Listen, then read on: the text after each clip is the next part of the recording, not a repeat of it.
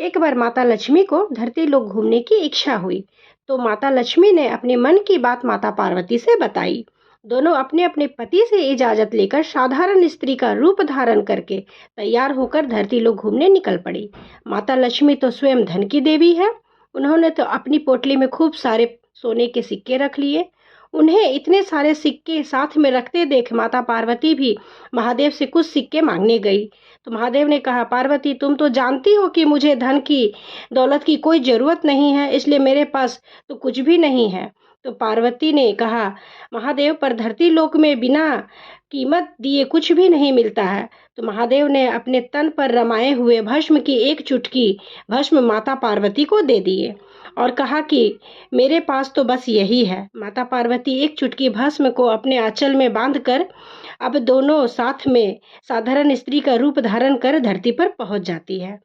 थोड़ा बहुत इधर उधर घूमने के बाद माता लक्ष्मी को एक सुनार की दुकान दिखाई देती है, तो दोनों सुनार की दुकान पर जाती हैं। माता लक्ष्मी नई नई डिजाइनों के ढेर सारे आभूषण खरीदती हैं। तब दुकानदार माता पार्वती से कहता है, बहन जी आपकी सहेली इतना सारा जेवर खरीद रही हैं कि आप कुछ भी नहीं लीजिएगा। तब माता पार्वती कहती हैं, मेरी सहेली के पास तुम्हारे जेवर की कीमत चुकाने के लिए बहुत सारा धन है, पर मेरे पास एक भी सिक्का तक नहीं है, तो मैं कैसे खरीदूं। तब दुकानदार कहता है, आप जेवर पसंद कर लीजिए, कल खरीद लीजिएगा। माता पार्वती ने कहा, मेरे पति के पास धन ही नहीं है, तो मैं जेवर कैसे खरीदूं। हाँ, मेरे पास एक चुटकी भस्म है, इसके वजन का जो भी जेवर आता है मुझे दे दे। सोनार ने सोचा, एक चुटकी भस्म में कितना ही सोना होगा, इसके सहेली ने तो इतना सारा जेवर खरीदा है, चलो दे देता हूँ।